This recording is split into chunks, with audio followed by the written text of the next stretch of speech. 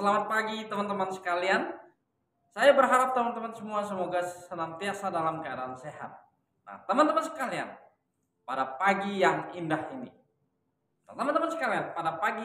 ini, di momen tahun politik, tentunya kita masih dalam suasana nuansa politik.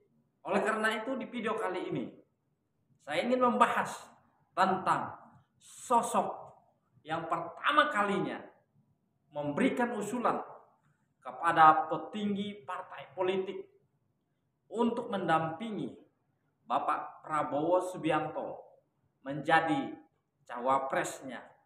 Nah, usut demi usut, ternyata orang yang pertama kali memberikan usulan kepada tokoh-tokoh partai politik bukanlah berasal dari ketua partai politik, bukan juga berasal dari kalangan elit politik nasional, tetapi seorang yang dulunya pernah mengawal Presiden Susilo Bambang Yudhoyono selama 10 tahun.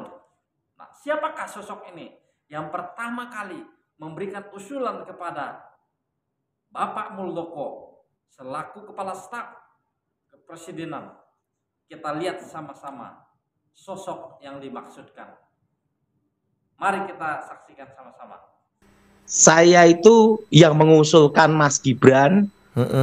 Pertama kali ngomong itu ke Pak Muldoko, Kepala Staf Presiden di rumahnya Pondok Indah. Boleh tanya sama beliau, dia masih hidup. Setelah itu ngomong ke Mayor Jenderal Gleni Kairupan di 2022 itu di kantornya di Kementerian Pertahanan. Pak Dut, bisa masuk parlemen enggak Demokrat suaranya? Kalau ke nomor 1 ke nomor 3 pasti tenggelam, saya bilang gitu. Kak Demokrat, tapi kalau nomor 2 pasti menang dan pasti masuk parlemen. Dan terbukti. Silahkan tanya sama Mas Ibas, bener enggak saya ngomong demikian? Jadi waktu koalisi Demokrat dengan Gerindra, saya menjamin Prabowo pasti menang. Yes. Dan terbukti kan? Menang sekarang, telak. Dan saya ditanya, apa dasar kemenangannya? Saya beritahu, kuncinya di cawapres Gibran. Gibran ya Pak? Nah, kunci kemenangannya adalah dukungan dari, ingat, Gibran. Yes. Orang ribut apapun, dengerin. Gibran jadi cawapres, dukungannya dari mana? Orang yang suka Jokowi. Jawa Tengah pasti pecah, saya bilang gitu. Betul. Waktu saya ngomong Jawa Tengah pasti pecah, Mas Ibas dengar sendiri. Pasti menang, saya bilang gitu. 1000%. 1000%.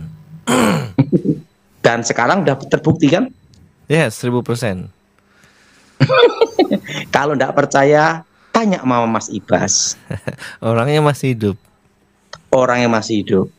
Dan waktu saya di Kementerian Pertahanan, itu tahun 2022, waktu itu Mayor Jenderal Gleni Kairupan ngomong sama saya, itu kawan sahabat saya, waktu di Kementerian Pertahanan.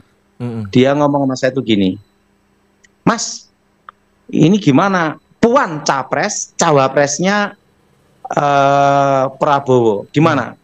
Pasti kalah, saya bilang gitu.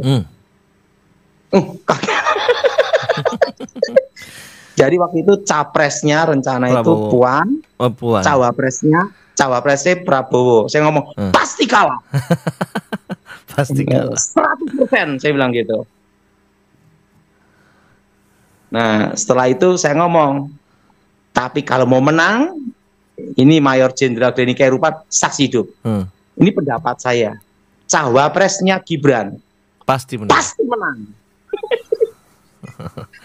Tolong sampaikan ke Pak Prabowo. Itu boleh ditanya Mayor Jenderal Gleni Kairupan. Orangnya masih hidup. Kalau Gibran Pak, menurut penerawangan Pak Daud, Gibran, apa ada kesempatan jadi capres?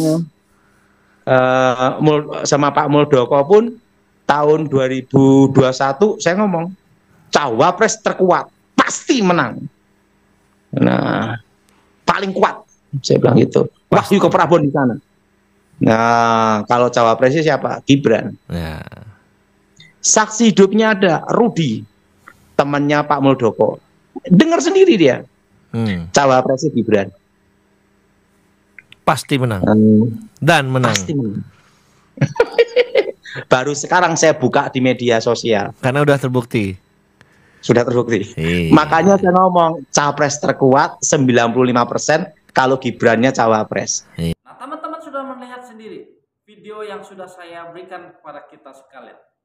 Ternyata orang yang pertama kali mengusulkan kepada Bapak Muldoko siapa yang akan menjadi wakil terkuat adalah Daud Tony. Nah, saya ingin membahas sedikit siapa sih sosok Daud Tony ini. Nah, Daud Tony pada waktu itu dia adalah seorang dukun yang terkenal, ya, seorang dukun yang terkenal. Oleh karena itu,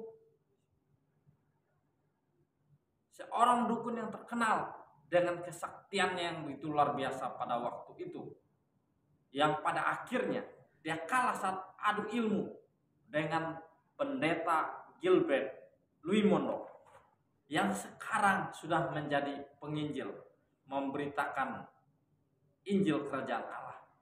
Nah, tetapi Daud Tony adalah seorang yang memiliki peran penting di zamannya SBY, ya, di zamannya waktu Presiden Susilo Bambang Yudhoyono, ya, karena dia diminta untuk mengawal presiden. Dia menjaga presiden selama 10 tahun. Dan Daud Tony ini kenal dekat dengan Susilo Bambang Yudhoyono, dengan anak-anaknya. Seperti yang kita ketahui bahwa dia juga pernah mengalahkan seorang dukun yang berasal dari India, yang terkenal dengan kesaktiannya, dengan sihirnya. Nah, itulah Daud Tony.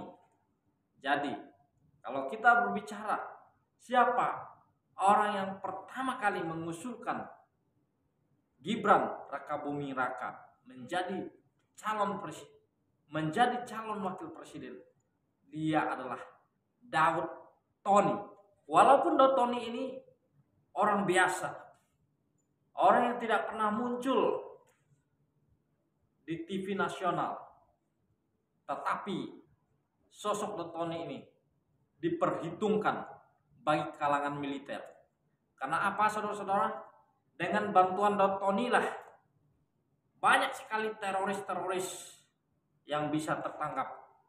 Karena banyak sekali teroris juga yang menggunakan ilmu hitam. Ketika mereka memanggil Daud Tony pada waktu itu, mereka bisa melihat teroris-teroris yang membombardir Indonesia. Nah, Daud Tony ini juga orang yang konsisten pada perkataannya. Dia selalu memprediksi apa yang dia katakan itu kemungkinan besar terjadi. Kemungkinan besar benar adanya. Pada waktu itu dia memprediksi bahwa calon wakil presiden terkuat itu akan menentukan kemenangan bagi capres masing-masing. Dan apa yang dikatakan sudah terbukti. Demikianlah informasi yang saya berikan bagi teman-teman sekalian. Semoga kita senantiasa terus menjaga NKRI ini supaya Indonesia tetap aman, supaya Indonesia tetap maju, supaya Indonesia tetap bangkit menjadi negara yang kuat. Sekian, terima kasih. Sampai jumpa.